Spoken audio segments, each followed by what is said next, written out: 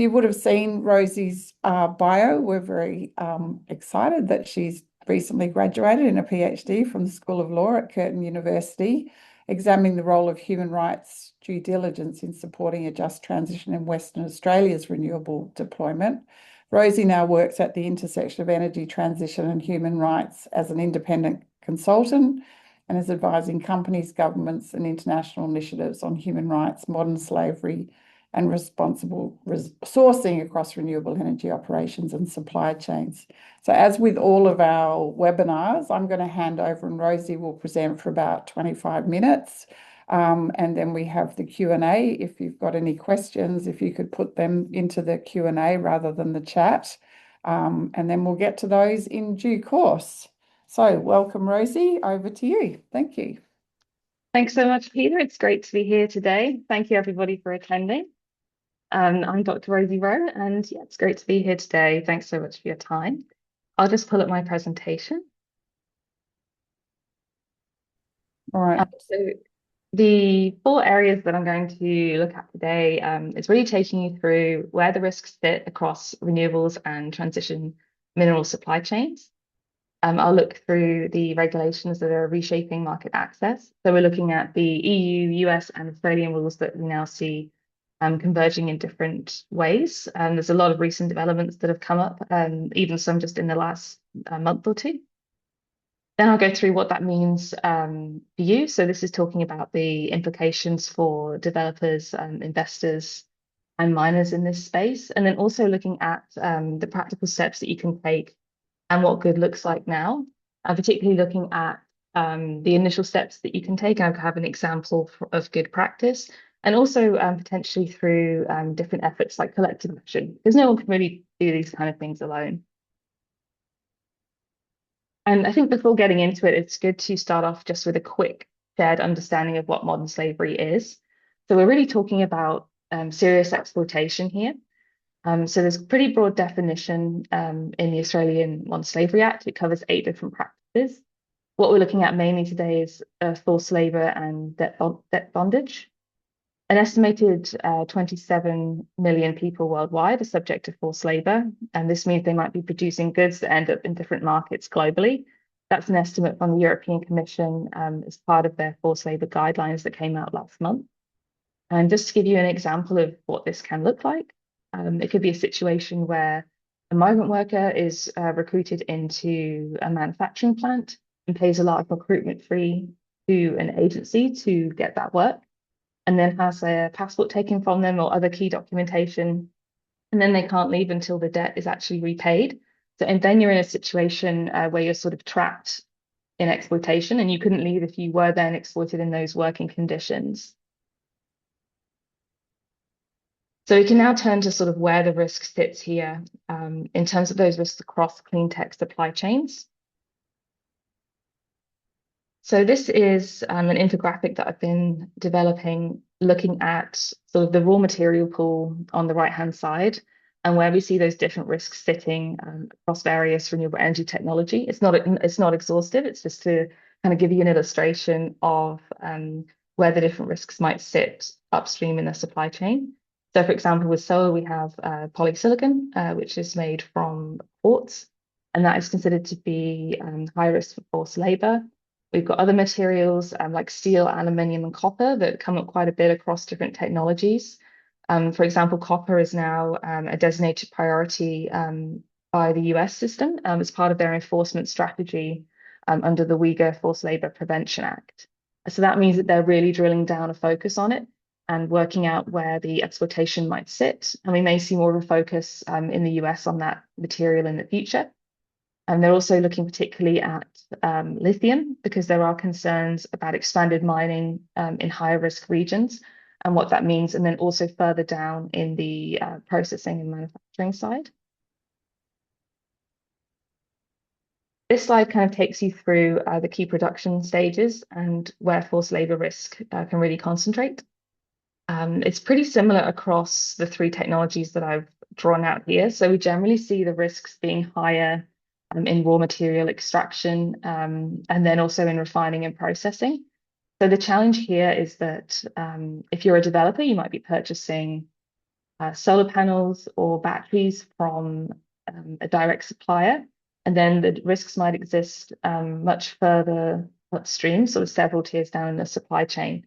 So you might then have a challenge where your tier one supplier can show you a good modern slavery policy. They may present relatively moderate modern slavery risks, but the risks are really sitting further down that chain. And there's this challenge around traceability and understanding where those raw materials are coming from. One thing I've also highlighted here is shipping, which is something that is not always on the radar in terms of what companies are thinking about where modern slavery risks sit. But if there are well-documented risks for seafarers in the shipping industry, particularly because they're quite isolated, and that leaves you in a position where if something was wrong, there might be limited avenues to raise concerns. There might be issues around adequate food, what the living conditions are like on board, long working hours. So there's often an exploitation risk there. So if it's a company that's chartering vessels or has its own sort of fleets for transporting goods, this is definitely something to be thinking about. And while the risks are generally much lower, sort of at project level, they're not non-existent. And there have been instances in Australia of exploitation that's been alleged on solar farms. For example, in Queensland, there were temporary workers brought in to help with installation, and it was found that they weren't being paid adequate wages and they didn't have the appropriate equipment to be handling the solar equipment on site. So they didn't have the proper sort of safety equipment. So it's not something it's usually much more sort of upstream in the supply chain, but it doesn't mean that those risks don't exist in the Australian side at site level. So there's a few reasons why the renewables industry is exposed to these issues in a slightly different way than some other sectors. One of those is the geographic concentration of some of those key minerals that I've been talking about. They often sit in a handful of jurisdictions, and particularly around the processing and refining of them. And these can often be happening in areas that have state-imposed forced labor. There's an issue there where there's not a lot of range in terms of the suppliers. A lot of them might be sourcing from really concentrated regions. There's the issue of the upstream opacity that I've also touched on in terms of what transparency exists and how difficult it is to actually understand where your raw materials are coming from. And getting beyond that tier one visibility is a really big challenge. Another is the actually the rapid scale up. So we really need a fast transition, but also for it to be fair. But this poses a real challenge because of the surging kind of demand pressures. It means that you might be making sourcing decisions very quickly. You need to get projects going and get them off the ground. And that also compresses the time available for due diligence. This also relates quite a bit to the fact that a lot of companies in this area are quite mission driven. They really see themselves as, we're tackling climate change, we're providing power to local communities, and these are all fantastic goals. The challenge is that there might be less resourcing in terms of looking at the supply chain and where the risks might be there for people. But there's a challenge there where there is going to be more and more scrutiny of where the products are coming from, and that will increase more pressure for a fast but fair transition. There's a few examples here on this slide about what forced labor actually looks like. So one example I've mentioned briefly is state-imposed labor transfers. So this can occur, for example, where workers are assigned to industrial work by local officials under key quotas. This can be framed as something like poverty alleviation. And then if you refuse, it's sort of part of a wider system of surveillance and oppression, and that can extend to threats to your family members. Another example is migrant workers in debt bondage that I touched on before in terms of this issue of paying recruitment fees to secure a job to an agency. And then you arrive and you don't have time to repay those. Basically, all of your wages will be going to repaying that loan. And this has happened recently in construction sites in the Gulf in terms of solar, wind, and hydrogen construction. And there was a report recently that was put out by the Business and Human Rights Centre that found documented cases of this. Another is around children and hazardous labor in artisanal mining. So this could be where children and also adults are sort of digging by hand for raw materials in unregulated pits. In these situations, they can be working very long hours in unsafe conditions for very little money. And these can then be sold on to intermediaries and then go into the formal supply chain. You could have something there that you have no visibility over whatsoever. And then the fourth example is really around wages and overtime. So these don't necessarily reach the point of modern slavery, but this can be a really big indication that exploitation is happening and things could escalate. So it's worth keeping an eye on things like this if they come up as complaints in your grievance mechanisms, or if there are reports of it in relation to one of your suppliers, or even in the sector more broadly. I've pulled out a case study here of the first example. So this is looking at Uyghur forced labor in energy inputs. I've pulled out a few examples here of the different coverage that we've seen in recent years from NGOs, from universities, and there's been a lot of documented evidence that state-imposed forced labor is occurring in the Xinjiang region. And then the challenge there is that up to 45% of the world's solar grade polysilicon is made in this region, and that's used in ingots that are used in PV cells. It's named as a high priority sector, and there's a rebuttable presumption under the Uyghur Forced Labor Prevention Act in the US that goods sourced from this region are made wholly or in part with forced labor. And companies that want to get their products into the US then need to rebut this presumption by providing a lot of detailed evidence of different traceability systems to show that they're avoiding this risk. There's a growing risk area here also with batteries. There's a lot of fast growing risk exposure. So lithium mining, processing, and battery outputs are expanding in this region. Their critical mineral exports rose significantly 2 years ago, and the local government strategy is prioritizing lithium production. This is including extraction and then actually refining. It's really a growing area and something that companies should be aware of, because there's this added challenge that the companies that manufacture the cells really dominate the market. There's just a few companies that cover more than 90% of the global market in terms of cell manufacturing. So there's a real challenge here with batteries that people need to navigate. And then there's the raw materials in them as well, like aluminium and copper, that are also recognized as high priority areas for investigation in the US. So now I'll take you through the regulation that's sort of reshaping the market access. It's a really fast-moving area, and this is not an exhaustive presentation of the regulatory landscape. I'm pulling out a few of the most significant developments that are relevant to the renewable energy sector. So the first is the EU Corporate Sustainability Due Diligence Directive, the EU Forced Labour Regulation, and the EU Batteries Regulation. And then I'll also take a look at the US system before taking a look at the Australian context. And even if you're an Australian company and you're not directly in the scope of the regulations in the US or the EU, they're still very relevant because you might get questions from your customers, from people that you're buying from, and it's really going to have a global impact on the renewable energy market. So it's important to at least be aware of it and be prepared that you might see more questions about this from your business partners, and that there might be more scrutiny as well from government and NGOs and also the media on where you're sourcing from. So we'll take a look at Europe first.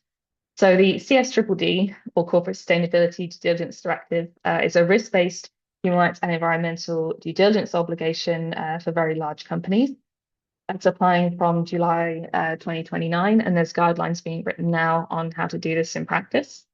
And then alongside this, there's the forced labor regulation. This is not a due diligence law, it's rather a market ban. So products made with forced labor are barred from the EU market, and that applies from 14th of December 2027. Last month, the European Commission published the Forced Labour Portal, which accompanies this regulation and will provide a lot of detailed guidance. It already provides some guidance on what companies need to do.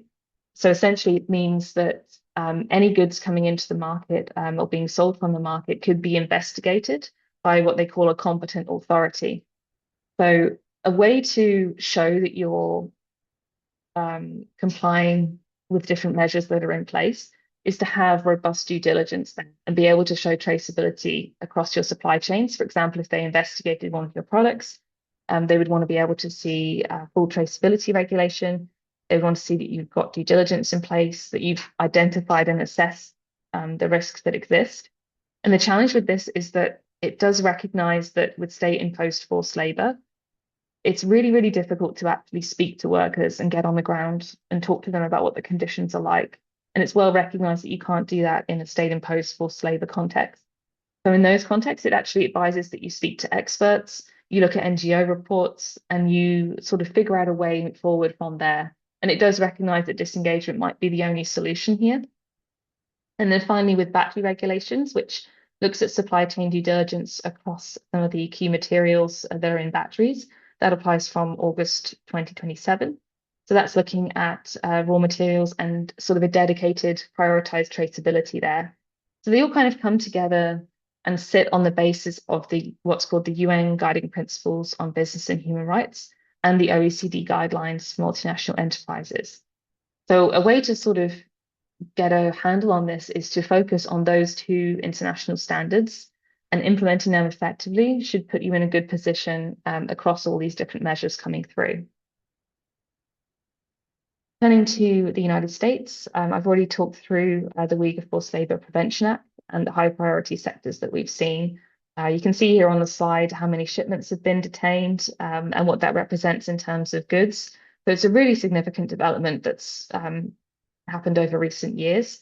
And then more recently, actually last month, the US Trade Representative published a report which found that 60 countries were lacking forced labor import bans, and proposed additional tariffs on those that don't have those bans in place. And Australia is one of those countries that's been named. This is a pretty controversial development, but there are sort of good intentions as part of it. So, for example, the guidance that underpins that report talks through what you need in forced labor import bans for them to be effective. And some of that is based on a lot of expert research that's gone on for many years. So there's definitely pressure coming up there. And in reaction, Canada's looking at changing its forced labor regime and strengthening it. And several other countries have come out saying that they will put a forced labor import ban in place. It's a really alive issue that's kind of changing over this time, and it does create a bit more pressure on Australia to put in a forced labor import ban, which would make sense, particularly given that the EU already has its forced labor regulation. And that does kind of take us into the Australian context, which is that Australia has some catching up to do, but is also increasingly exposed to these issues globally. The Anti-Slavery Commission has warned that Australia risks becoming a dumping ground for goods that are refused elsewhere. So, for example, if shipments are seized at the US border and they aren't allowed into the US market, those might then be shipped over to Australia and be used over here, even though they might be produced with forced labour. So in July 2026, it's actually only last week, the Attorney General announced Modern Slavery Act reforms will be introduced, and these will have real penalties that move beyond the reporting requirements that we currently have. So large companies that are currently in scope of the Act could be subject to criminal offences and civil penalties if they fail to prevent modern slavery in their supply chains. We don't yet know what this is going to look like or what the time frame is, but we know that this development is happening. It's been said that there will be a defence that can apply where a company can show that it's taken reasonable steps. So I'll talk about this a little bit in terms of what reasonable steps are considered to be. So I believe this draws on the New South Wales framework. So New South Wales has its own Modern Slavery Act, and the Anti-Slavery Commissioner's guidance there focuses on reasonable steps. And this applies to New South Wales public buyers, but it also provides a lot of really useful guidance for developers and lots of other companies, because the reasonable steps are really drawing on the UN guiding principles that I mentioned. So they go through making policy commitments and assessing what your risks are, identifying and mapping them, integrating the risks into sort of your existing processes and taking action through your supplier relationships. It's managing those risks and tracking effectiveness and building your suppliers' capabilities. So that might include things like training, different due diligence questionnaires, communicating with them about what's expected. There's remedy, which is making sure that you have effective grievance mechanisms where workers feel that they can make a complaint and that this would be addressed, and that it could be remediated appropriately, and that you might need to responsibly withdraw, which goes back to the point I made about disengagement being necessary in some contexts. There's a need to report and communicate on your risk management and also work out ways to improve. So this might include identifying lessons learned and gradually taking those improvement steps over time. The Anti-Slavery Commissioner has identified solar panels and lithium batteries as priority high-risk areas for additional work. And the Commission is also partnering with the Clean Energy Council to build a renewable energy sector code of practice on this. So that will be really helpful when that arrives for everybody in this sector. So I can go through now sort of what this means for you and the implications for developers, investors, and mining companies. So for developers, you've definitely got that procurement exposure in solar and battery storage in particular. There might be implications for EU and US market access, including where you might be purchasing, for example, panels from an EU company. There's challenges in your contract agreements, your supplier warranties. There might be different risks there. And you may face more requests for traceability evidence, or you might be making those requests to your own suppliers and asking for those systems. For investors, there's really a due diligence and portfolio risk here. There's a challenge around being able to embed metrics that look at non-slavery issues, similar to climate metrics when you're looking at the risks for a project. There could be rising stewardship expectations from all these different regulations on how you actually manage the harm of projects, for example, that are insured. There could be capital that's increasingly conditioned on companies that can prove that they're conducting effective human rights due diligence. For mining companies, there might be more scrutiny about where you're sourcing from, more challenges around chain of custody and how you're managing artisanal scale mining in your supply chain. Refining is concentrated in a few countries, so that might make a challenge in terms of raw material origin, being able to trace that. There's also a chance for mining companies to look at what's going on downstream in their supply chain in terms of who's actually refining and processing your product. And there's also a chance here to differentiate on responsible sourcing. The mining sector as a whole is much further ahead in implementing human rights due diligence than the renewable energy sector. And I think there's a lot of lessons to be learned there.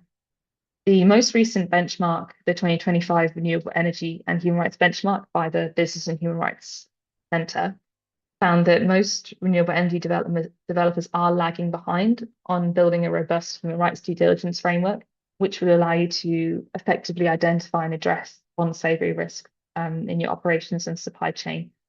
There's a lot of work to be done, so I think it makes sense to look at the recommended steps and what some of the actions are that you can take. So the first is building an integrated system that's sort of anchored in the UNGPs and the OECD six-step framework. So you don't necessarily need a separate program for all these different regulations. If you follow those standards, that's really sort of sets the foundation for everything else. The second is looking to start mapping exposure and prioritizing where the most severe risks might be and focusing your resources on that. The third is really trying to look beyond tier one, which can be really challenging. So you have this sort of tension between the highest risks being in the areas where you have the sort of least oversight. But it's important to get started on that work given the different regulatory requirements that we're seeing. The fourth is really engaging suppliers as partners and looking at ways to build their capability and explain the regulatory whys to the different requests that are coming through. And they're often under a lot of pressure with questions from lots of different companies, but this can also help create a level of collective leverage, because if a lot of different developers are asking the same questions, that can be really helpful in sort of shifting the needle on that. And really, it's a chance to start now, because a lot of this work takes years to embed and to do effectively. So it's important to get started as soon as possible, given how we see the landscape evolving.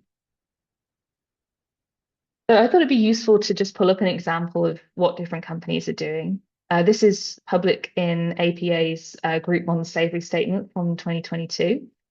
So they gave a case study there where they set out a competitive tender for the supply of solar panels, which included a lot of large and well-known international suppliers. As part of the tender, they required that the suppliers look at modern slavery risk and could provide the origin and sources of the polysilicon that they were using as part of the evaluation criteria. So they picked one supplier, which they referred to as supplier A in the statement. This supplier wasn't able to provide the supply chain certainty and the contractual mechanisms that could show that the polysilicon was not sourced from regions connected to state-sponsored forced labor. So as a result, APA didn't proceed with contract negotiations and approached an alternative supplier, which was more expensive, but they were able to provide greater supply chain transparency, which was supported by different contractual provisions. and they were able to show that their polysilicon was not sourced from areas with widely reported modern slavery abuses. So there may be a cost challenge here initially, where panels could be more expensive if they're sourcing from different regions. We know panels are getting cheaper and cheaper more broadly. But there also could be additional costs down the line if you pick a cheaper brand to begin with, for example, and then there could be costs further down if you're subject to a lot of different scrutiny and it causes delays, or different business partners are more hesitant about engaging if they hear about different issues with one of your key suppliers. So one step that can be taken really here is around collective action, because no one can really do this work alone, and it is very, very challenging. So I've set out here on the slide a few examples of different initiatives that could be really helpful for the sector. So one of these is the Solar Stewardship Initiative. So companies can join that are solar panel manufacturers, but also those that source solar panels. And for the manufacturers, it does provide an independent audit mechanism, and those manufacturers have to basically sign up and comply with an ESG standard, which includes requirements on forced labor. And then they also have the individual sites audited for traceability and those conditions on site. So it's quite unusual and does provide verifiable independent verification of different brands, which is it's a really important initiative, and they are kind of building out eventually to hopefully have a full traceability system. They also provide an independent mechanism, so workers could actually complain about a solar brand directly to the initiative, and then they might be able to get remediated for the harm that's been caused to them through the initiative. There's also different ones for raw materials. So the copper mark is a really big one. They cover copper, but also other materials like zinc. And that looks at certifying mine sites and looking at traceability at mine level, which is really exciting. The Global Battery Alliance is another. So they build out what's called a global battery passport. So this is a sort of certified scheme where different battery brands can apply to get this passport, which requires compliance with different ESG standards, including on forced labor and working conditions. There's also collective action through efforts like the International RBC Agreement. This is a Dutch-based initiative that looks at bringing together different stakeholders. So you have government, you've got trade unions, you've got companies themselves that then commit to ensuring responsible business conduct in this sector. So they're looking at human rights, but also environment, which is a really exciting initiative. And I think getting involved in these and bringing people together and actually having these discussions is really critical, because it's very, very, very challenging, and it's such an evolving area that collective action is really a key piece of it. So just some takeaways from me before we get into discussions. So clean energy tech relies on supply chains that usually have very high modern slavery risks with significant upstream exposure. We see regulation converging from disclosure to action, including effective due diligence, and evidence of forced labor could become a barrier to market access. We see polysilicon, copper, lithium, and other critical minerals being seen as priorities in terms of action by different governments. We might see this coming through in the EU in terms of identifying sort of key priority areas that they're looking at as well, similar to the US. Australia is planning to put in reforms, but is increasingly exposed and risks being kind of left behind in this global landscape if changes aren't made. And there is definitely a bar rising at home, but also internationally. And finally, to build one integrated system that's based on the UNGPs and the OECD guidelines, start looking deeper in your supply chains. And this work needs to start really as soon as possible. Thank you. Excellent. Thanks, Rosie. Fantastic insights, and such an important area. And I think you've sort of highlighted some key areas for action. Many years ago, I worked for Body Shop, who I think were very much leading lights in this sort of supply chain and ethical sourcing. So I could see lots of similarities, but it is interesting to look at even the timelines of when these, the EU regulations are coming into force. So while we know it's happening, there's still a lag in thinking about it. So look, I'm encouraging people. There's already some questions in the Q&A, but I would just wanted to start, from all of the work that you've done and studied and doing, if you could make one change to sort of make the biggest difference to sort of really improve the sort of ethical supply chain for energy, what would it be, Rosie? What would you focus on? Thanks for the question, Peter. I think it's I almost have two potentially. I think Okay, the that's first fine. is We'll let you probably have to. I think the first is really around like making due diligence mandatory rather than voluntary. So right Mhm. now in Australia with the Modern Slavery Act, the guidance on reporting does talk about showing what you're doing in terms of that due diligence. But making it mandatory can help create a bit of clarity for businesses as well. So we know we're all on the same playing field then. We know what's required and that everybody needs to work towards the same thing. And I think the second really is around this traceability piece that I've been speaking to. At the moment, a lot of systems rest kind of on companies being able to ask direct suppliers a question and then accepting that answer. And I think without traceability, everything downstream can be quite a bit of guesswork, and it's really hard to assess risks that you can't actually see and difficult to fix a problem that you can't actually locate in your supply chain. And I think making that something like that mandatory really pushes everybody again onto that level playing field. Mhm. And I think it's really, yeah, but it's more of a means and not an end with the traceability piece. Like it's good that you have it, but it's about actually saying, okay, we know where the risks are, these are the challenges, and then taking action based on that traceability rather than it being another documentation exercise where it's really laborious and you have a really expensive paper trail, and there's not Mm. really any outputs from that. Mm. So that's a perfect segue into the first question because Nina Hilton put this up quite early, talking about issues with traceability. And she gave the example of cobalt in the DRC from forced labor with it being mixed with green cobalt Mm. until it becomes untraceable. So, what measures are you aware of that have been taken to avoid this? That's a great question. And it is really, really tricky. I think one of them is definitely around the collective action piece that I mentioned.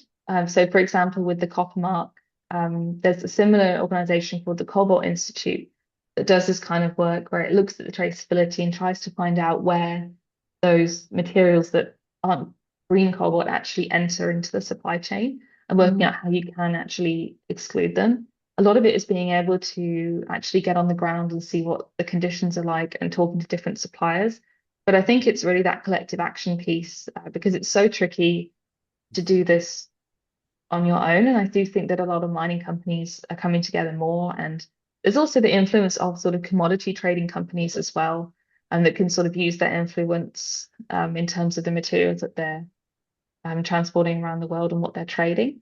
mm, If they can sort of, they have a lot of leverage, I think, in that position to look at these situations um, and set those expectations of different companies. mm. Actually, sort of following on from that, Stephen Sadok, and I apologize if I'm not pronouncing everyone's names perfectly, but Stephen talks about since critical minerals are unevenly distributed across the world and considering the commitment to eradicate modern slavery, what should companies do when the source country does not view exploitative labor practices as problematic? Should companies in other countries avoid engaging with the markets? But also, what are the implications of these ethical sourcing challenges for the cost and affordability of low carbon energy tech that rely on those minerals? Mhm. That's a really big question and a very Yeah. challenging one. Yeah, I think for the first part, there's the UNGPs and the OECD guidelines would say that there's a chance to use leverage and try and work with those Mm, suppliers where you can and sort of see if they are willing to make changes, even if it's just one of your main key suppliers, you are kind of expected to try and make changes where you can. But in a lot of situations, it's recognized that there is limited leverage. And there is an interpretation that the challenge here is that with these technologies are so essential for clean energy projects, like they can't exist without them. So then there's a situation of, well, okay, we need this stuff, but where can we get it from in a way where it's produced ethically? mm, And it's not really about being able to show categorically that there's no harms and everything's sorted out. It's more about being able to show that you're actually making efforts. And so if you can say, we worked with this supplier, we spent a few years with them engaging, communicating why this is important, And this resulted in improved working conditions, for example. But there also could be situations where nothing really does change. And in those situations, you might need to look at alternative geographies and different approaches there. But I think there's this added layer of challenge for companies where you really need kind of government action on these different areas.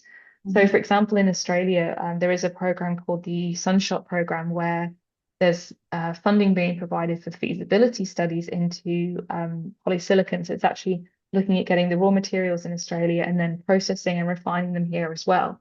So making efforts such as that by governments to create supply chains that would be lower risk and also support domestic manufacturing is kind of a piece of the puzzle as well, outside of companies where governments sort of need to foster these environments where the risks are lower. Mm. Yeah, it's very, very, very tricky. And again, I think the collective action piece is super important because these questions, at least then you can be together with your peers and kind of navigate them together. And if you're all asking, say, one supplier for the same thing, and that supplier is coming under pressure from its whole customer base, then that's a really good chance for that leverage to be exercised and for change to happen. And I guess it's often still, as we see, the requirements for green premium, that comes up quite often. Does this impose another part of that? But at the same time, that's the way to actually encourage sort of and move for that. So Ricky Hendon actually asked the question, so what role do you think the Australian unions can play in accelerating both industry and government action to strengthen protections against modern slavery in the clean tech supply chain? Question. I think with unions, there's a very clear role, definitely at project level to start off with, and making sure that people have the appropriate working conditions, that the right people are working on different projects. I know Australia has really good standards, but I think there's such a big role for unions in fighting for workers, particularly in those situations where there might be a transition element for a community like Collie, where you have um, mines being decommissioned and then a build out of renewable energy tech in the same area. And I think with the global supply chain, it's definitely more tricky, but if unions can be a strong and critical voice and say, well, other workers that are actually making these products that we're installing kind of matter as well, and we need to be looking at what their standards are like. And in some countries, there is kind of a lot of repression of union activity, and there's limited opportunities for workers to have that voice. Okay. And then Sonia's question is, what can we learn? She said, thanks for the presentation. What can we learn from practices in other industries from the perspective of license to operate? And she's also looking for databases that are available from your research that they might go to. Sure. So one definitely is the Renewable Energy and Human Rights Benchmark. So that's available on the Business and Human Rights Centre website. There's also the Corporate Human Rights Benchmark. So the World Benchmarking Alliance produce a bunch of these where they basically are measuring different company performance. So if you're buying from a really major supplier, you might be able to look at one of those benchmarks and get some independent verification about what systems they have in place. So they basically can score them on what their policy commitments like, whether they have traceability, their due diligence, and it can also flag any allegations too. So on the centre's website, you can search a company and find out if they're accused of anything. And this includes their supply chains. So there might be something like a really major battery manufacturer could be cited in a report as maybe buying from a nickel mine in Indonesia that's polluting the waterways of a local community. So not strictly modern slavery, but still a broader human rights issue. So those can be really good resources. And then to the first point, I think it again comes back to the collective action piece and being able to work with your peers. There's a lot to unpack and a lot of information that's really challenging out there. So I think also things like community of practice are really vital. And the Clean Energy Council is producing resources on this, and it has a modern slavery working group as well that talk about these issues.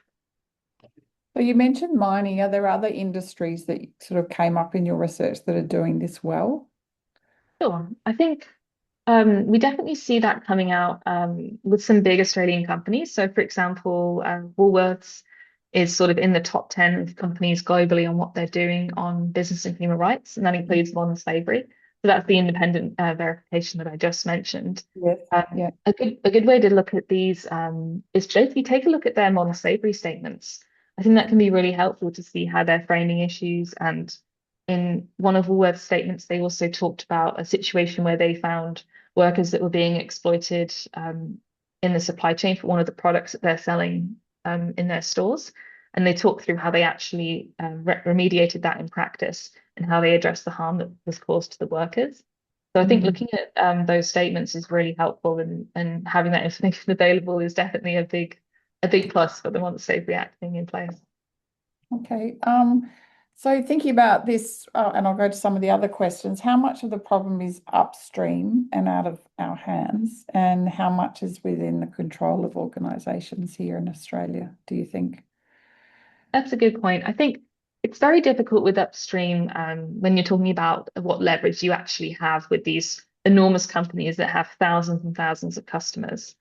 I think with the UNGPs, they do talk about saying you need to focus on where the risk is the highest, but it also does recognize that what actions you can take could be quite limited in those kind of contexts. Mm. Um, so I think with something like that, it's really, I think if you can actually assess your suppliers and work with them, and if you find some that are willing to share information about their own supply chain, that's a really important piece of that.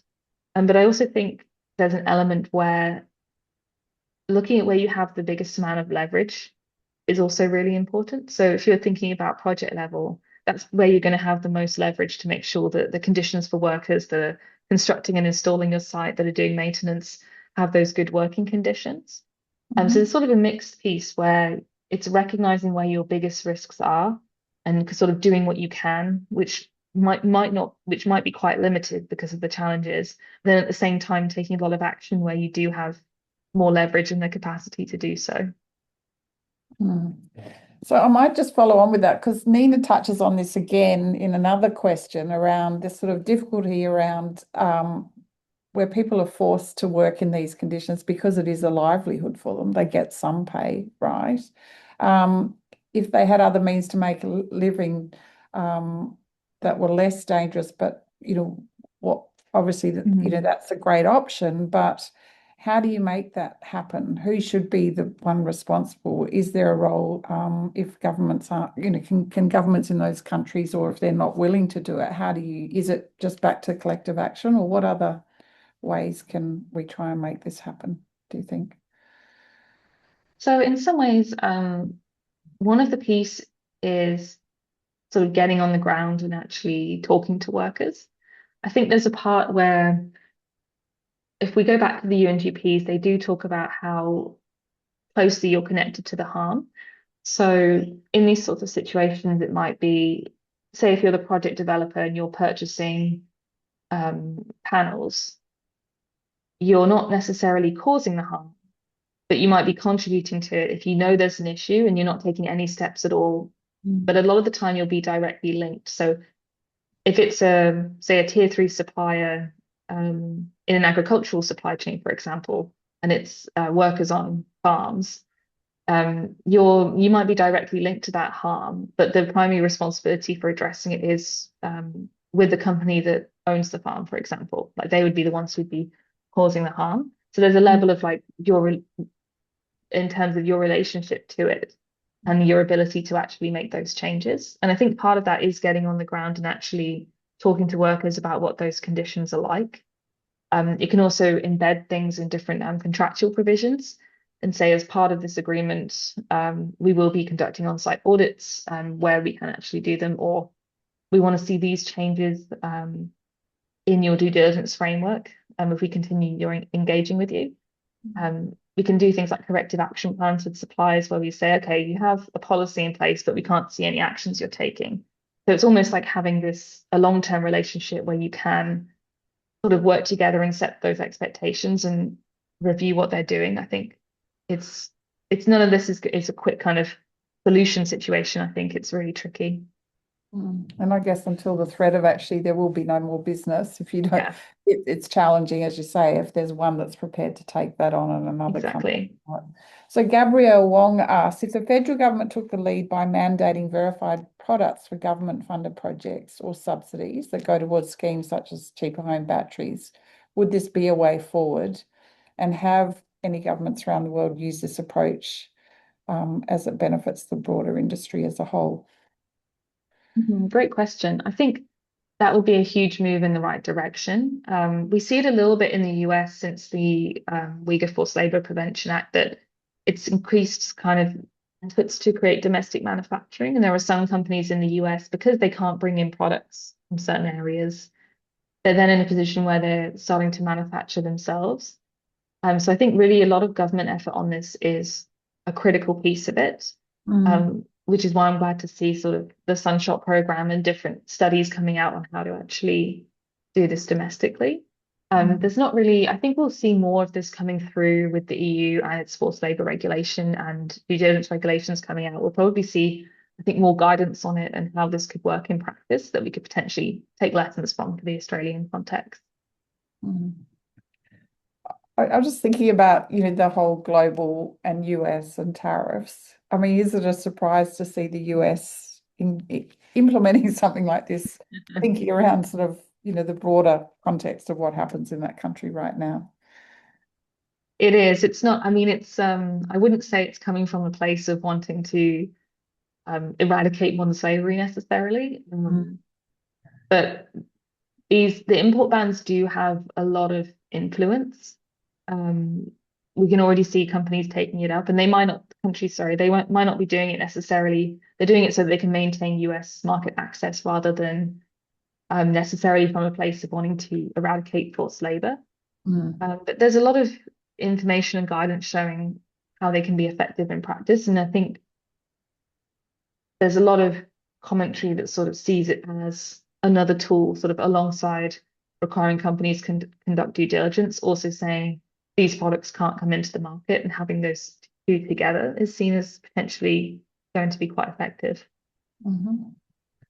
So if we reflect on the sort of broader, as you've discussed, do you see it more as a supply chain problem or project delivery? I think it's very much a supply chain issue. I think this is the part where a lot of people are aware of the challenges, particularly with things like polysilicon, and how extreme it is and how difficult. But I also think that there's a challenge around the project delivery piece that can sometimes be a little bit overlooked. I think there's a huge amount of work going on in terms of community engagement and build outs here in Australia.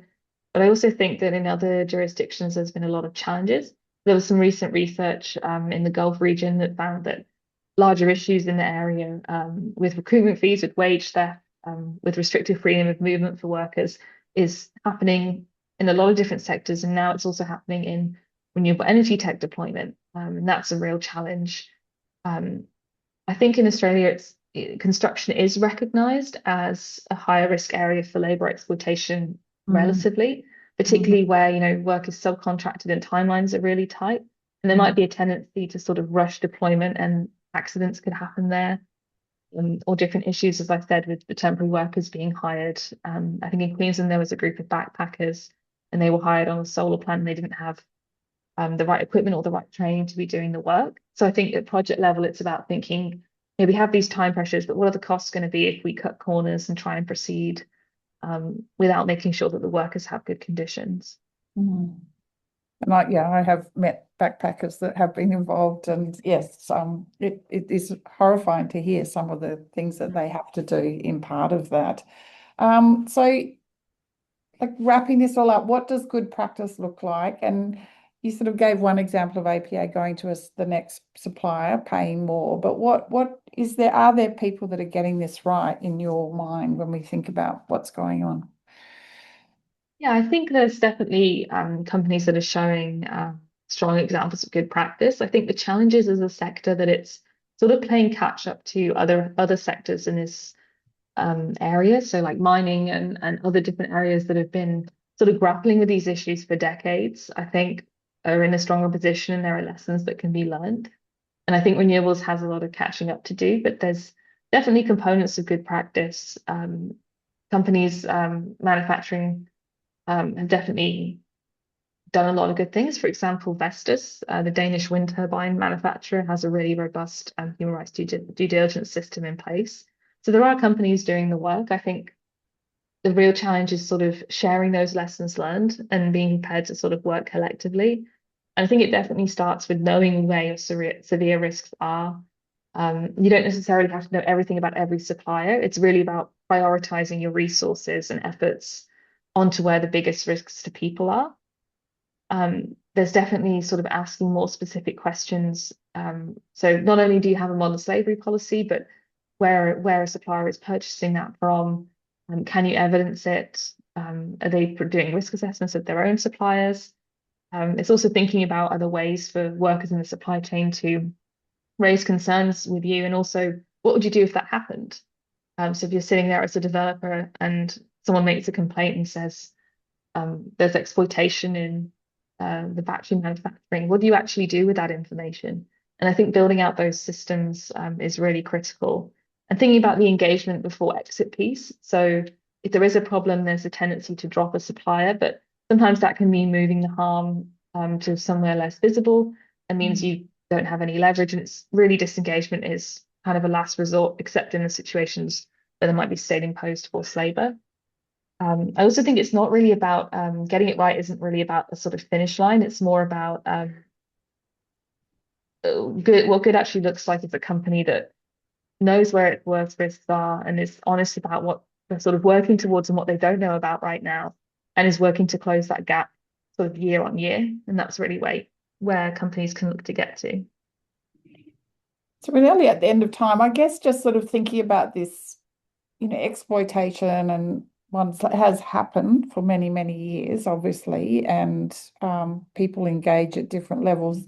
From your research, is it getting to a point where there's a bar being set, through this regulation mandating that we should actually start to move, or and that this exploitation will be minimized? Or do you think that that's really just pie in the sky and where we should be, but in actual fact there'll always be the lower like how far do you think the bar is going to move, and how quickly to really try and build a much more level playing field where workers can expect better conditions, I suppose, and better pay?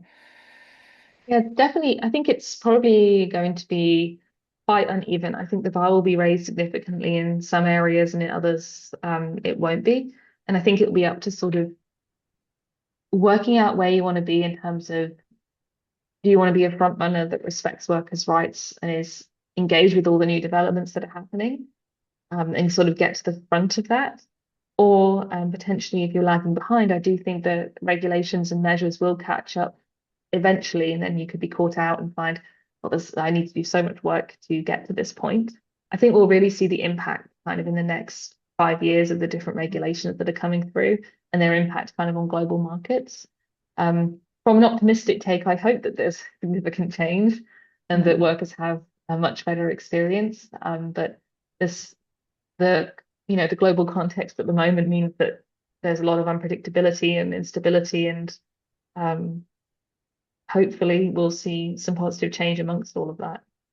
Yeah, it's really interesting. I mean, we are very fortunate for what the unions have achieved in basic wages here in Australia. I guess thinking around future made in Australia and how does that help move this agenda forward, I Exactly. suppose. And then people being prepared to pay the premium. It's interesting that Vestas are seeing this as a point of difference, which is great, Mm. but then we need to make sure the buyers actually go after that, I suppose, or the project Yes, developers is part of that sort of chicken and egg, moving it. But it's clear that there is a role for government, for industry, and then broader public, I suppose, even in their purchasing of different products when they're moving forward, to actually look at that and that transparency. So absolutely.